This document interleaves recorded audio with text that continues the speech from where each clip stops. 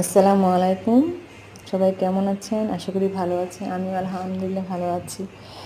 তো আমার চ্যানেলটা আপনারা সাবস্ক্রাইব করবেন, লাইক দিবেন, কারণ আপনারা শেয়ার সাবস্ক্রাইব লাইক করলে তো আমি সামনে আপনাদের সাপোর্টে যেতে পারবো। আর আপনারা যদি সাপোর্ট না করেন কীভাবে যাবো?